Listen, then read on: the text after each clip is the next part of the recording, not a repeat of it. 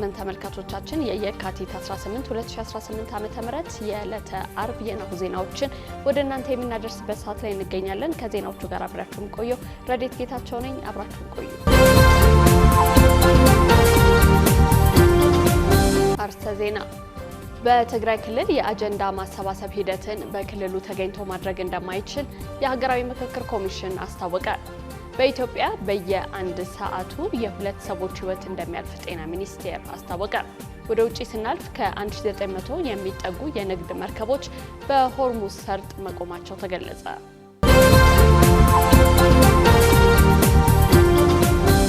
ወደ ቀዳሚ ዜናችን እንለፍ። በትግራይ ክልል የአጀንዳ ማሰባሰብ ሂደትን በክልሉ ተገኝቶ ማድረግ እንደማይችል የሀገራዊ ምክክር ኮሚሽን አስታወቀ። በመሆኑም በክልሉ ተወካይ ሂደቱን በአዲስ አበባ እንደሚያካሂድ የኢትዮጵያ ሀገራዊ ምክክር ኮሚሽን ረፋዱን ለመገናኛ ብዙሃን ተቋማት በሰጠው መግለጫ ገልጿል።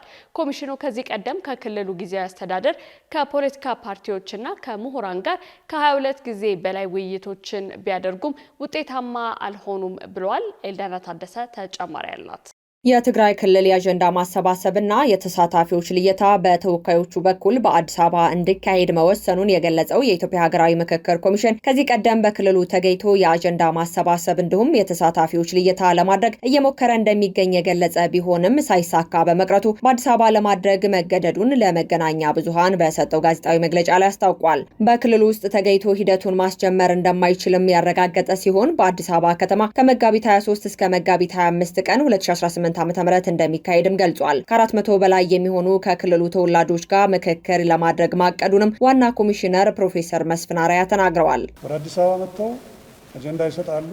አዲስ አበባ ያሉም ተጋሩ ይቀርባሉ፣ ተመካክረው አጀንዳቸውን ይሰጣሉ። ይሄ የምክክሩ ዋናው መዳረሻ ስራ ነው። ዋናው የጉባኤው መዳረሻ ስራ ነው። ስለዚህ ይሄ አንዱ ትልቁ ስራ ነው። በሁለተኛ ደረጃ ደግሞ እነኚህ የሚሰባሰቡ ሰዎች የሚቀጥለው ሳምንት ለዋናው ጉባኤ የሚወክሏቸውን ሰዎች ይመርጣሉ። ከትግራይ ክልል ጊዜያዊ አስተዳደር የተቀመጠው የተለያዩ ቅድመ ሁኔታዎች በክልሉ ለማካሄድ ለታሰበው የተሳታፊዎች ልየታና የአጀንዳ ማሰባሰብ ሂደት አስቻይ ሁኔታ እንዳልተፈጠረለት ስለማድረጉም ገልጿል። ኮሚሽኑ ከዚህ ውሳኔ አስቀድሞ በትግራይ ክልል 5ቱም የዞን ከተማዎች ላይ ሂደቱን ለማስጀመር ከጊዜያዊ አስተዳደሩ ጋር ከስምምነት ላይ ቢደርስም ምክንያቱ ባልታወቀ ምክንያት ፍቃድ አለማግኘቱን ኮሚሽነር ሂሩት ገብረስላሴ ተናግረዋል።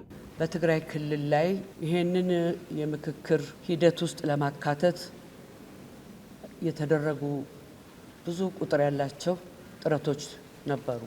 ሌላው ክልል ላይ እንደምናደርገው የክልሉ አስተዳደር ጋራ በተደጋጋሚ ስብሰባ በማድረግና በመነጋገር ይህንን ነገር ለመጀመር መፈለጋችንን አሳውቀን ምላሽ ለማግኘት ረዥም ጊዜ ጠብቀናል።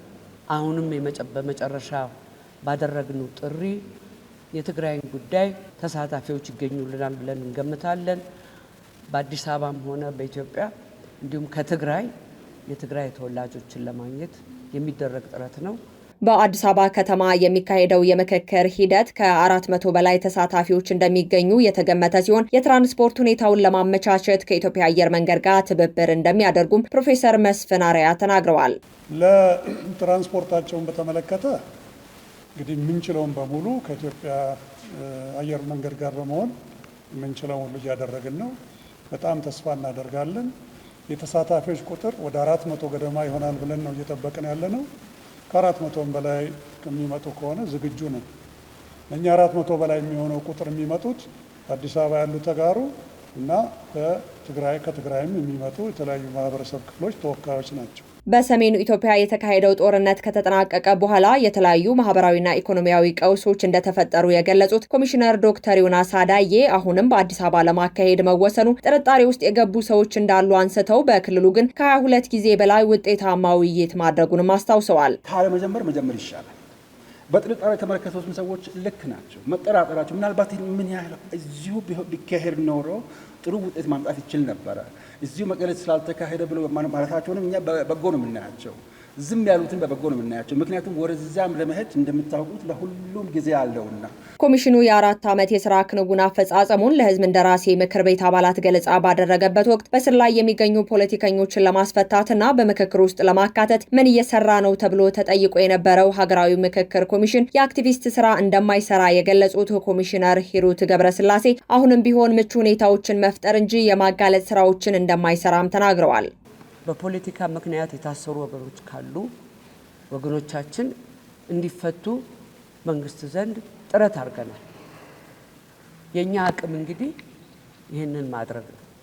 እኛ ጥረት አድርጎ መንግስትም ሌሎችም ተሳታፊዎች ሁሉም በነፃነት የሚመካከሩበትን መድረክ መፍጠር እንጂ እዛ ላይ ችግር በሚገጥመን ሰዓት እየወጣን የማጋለጥ ኃላፊነት የለብንም። በተቻለ መጠን መግባባትን ለመፍጠር እስከሆነ ድረስ ተልኳችን ማለት ነው። ከ70 በላይ የሚሆኑ የትግራይ ተወላጆች እስከ መጋቢት 17 ቀን ድረስ በዲጂታል መንገድ ጥያቄ አቅርበው ተቀባይነት አግኝተዋል ያለው ኮሚሽኑ ስራውንም 93% አጠናቅቅ ያለው ያለ ሲሆን ቀሪው ትግራይ ክልል ብቻ እንደሆነም ገልጿል። የኢትዮጵያ ሀገራዊ ምክክር ኮሚሽን የስራ ዘመን ከየካቲት 15 ቀን 2018 ዓ.ም ጀምሮ የተቆጠረ የ8 ወር የስራ ዘመን ጊዜ ተጨምሮለት እንደነበረም ይታወሳል።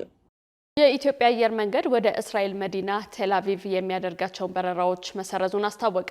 የኢትዮጵያ አየር መንገድ በእስራኤል ያለውን ወቅታዊ ሁኔታ ተከትሎ ሚያዝያ 7 እና 8 ወደ ቴል አቪቭ የሚያደርጉና ከዚያ የሚነሱ በረራዎችን ለተወሰነ ጊዜ መሰረዙን ባወጣው መግለጫ አስታውቋል። በዚህም መሰረት የበረራ ቁጥር ኢቲ 404፣ 414፣ 418 እና 419 እስከ ሚያዝያ 7 ቀን 2018 ድረስ እንዲሁም የበረራ ቁጥር ኢቲ 405 እና 415 እስከ ሚያዝያ 8 ቀን 2018 ዓ.ም ድረስ እንዳይበሩ መወሰኑ ተገልጿል። አየር መንገዱ በበረራ ስረዛው ምክንያት ጉዟቸው ለተስተጓጎለ መንገደኞች በጉዞ ወኪሎቻቸው በኩል ወይም የጥሪ ማዕከል በማነጋገር የበረራ ቀናቸውን እንዲያስቀይሩ ወይም ገንዘባቸውን ተመላሽ ማድረግ እንደሚችሉ መልእክት አስተላልፏል።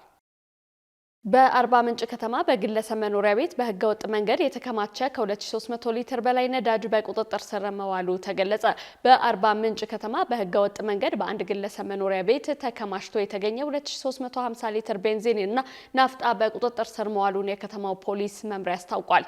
የከተማው ፖሊስ መምሪያ ከህብረተሰቡ በደረሰው ጥቆማ መሰረት መጋቢት 16 ቀን ባከናወነው ድንገተኛ ፍተሻ በሲቀላ ክፍለ ከተማ መሀል ቀበሌ በሚገኝ መኖሪያ ቤት ውስጥ በ75 ጀሪካኖች የተቀዳ ቤንዚንና በግማሽ ሮቶ የተከማቸ ናፍጣ መገኘቱ ተገልጿል። የአርባ ምንጭ ከተማ ፖሊስ መምሪያ አዛዥ ኮማንደር ከበባው አዳል በሰጡት መግለጫ በዕለቱ በተደረገው ፍተሻ ከነዳጁ በተጨማሪ ህጋዊነታቸው ያልተረጋገጠ 24 የተሽከርካሪ ስቶፖ ለተመሳሳይ ወንጀል የተዘጋጁ 90 ባዶ ጀሪካኖች፣ 36 ባዶ ሮቶዎችና 6 የነዳጅ መያዣ ሳልቫቲዎች መያዛቸውን አዛዡ አረጋግጠዋል።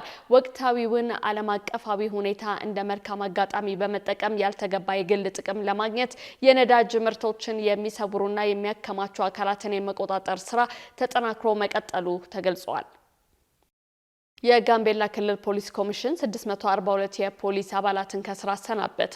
የጋምቤላ ክልል ፖሊስ ኮሚሽን በተካሄደ የተሃድሶ ስልጠና ግምገማ በተለያዩ ጥፋቶች ተሳታፊ ሆነው የተገኙ 642 የፖሊስ አባላትን ከመጋቢት 1 ቀን 2018 ዓ.ም ጀምሮ ከስራ ማሰናበቱን አስታውቋል።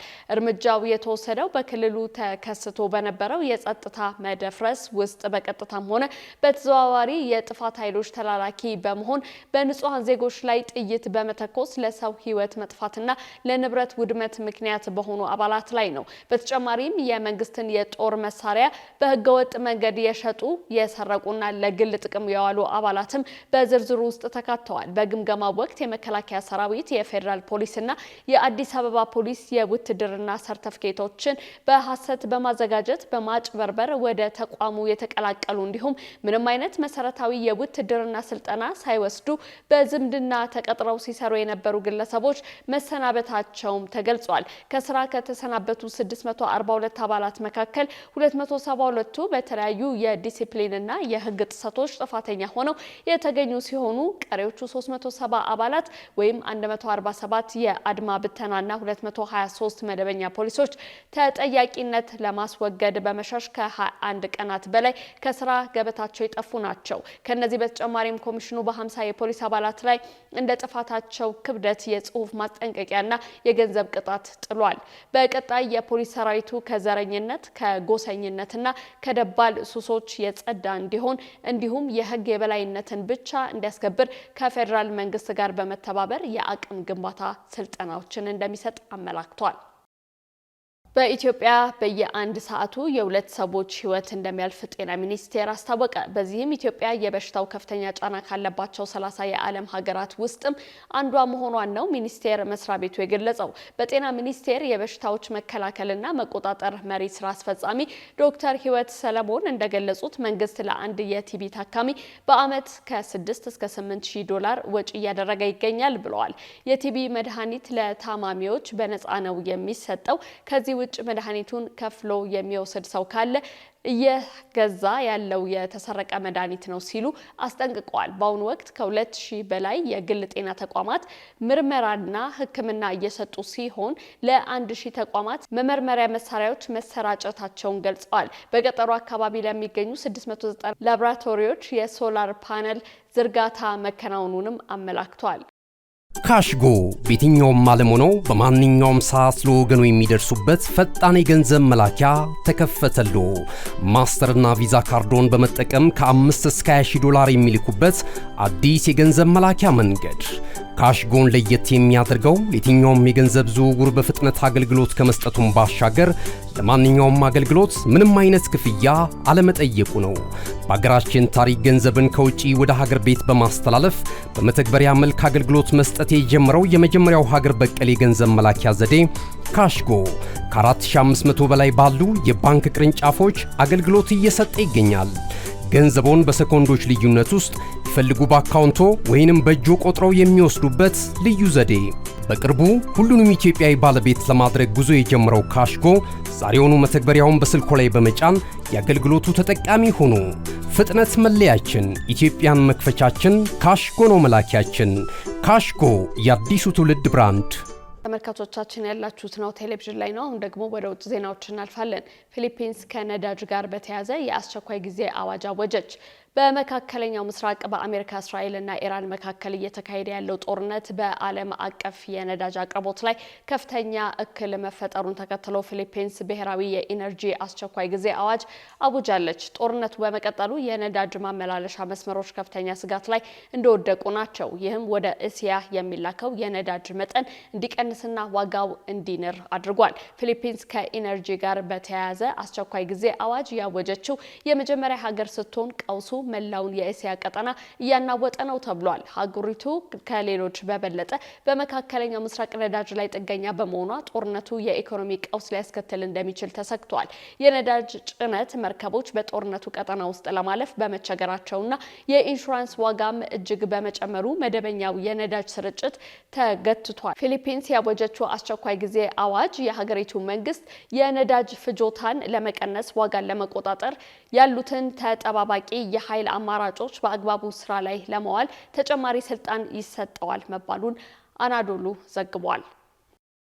በመጨረሻም 1900 የሚጠጉ የንግድ መርከቦች በሆርሙዝ ሰርጥ መቆማቸው ተገለጸ።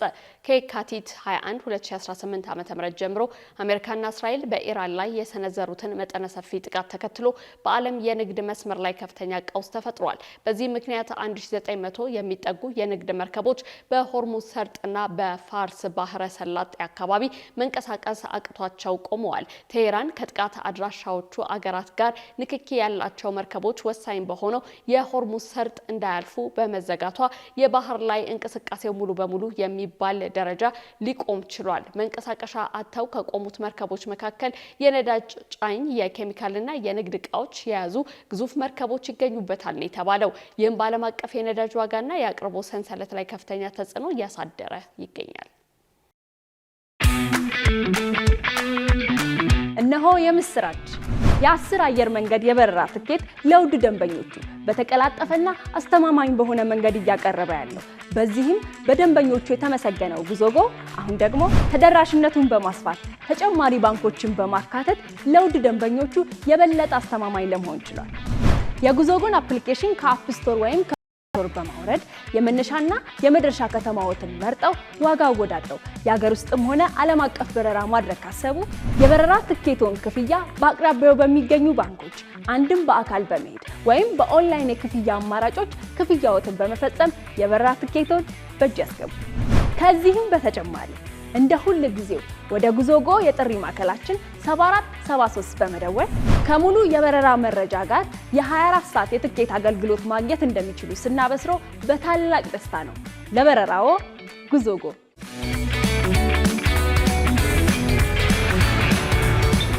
ተመልካቾቻችን ዜናዎቻችን እነዚህን ይመስላሉ። ከዜናዎቹ ጋር አብሬያችሁ የቆየሁት ረዴት ጌታቸው ነኝ። ጤና ይስጥልኝ።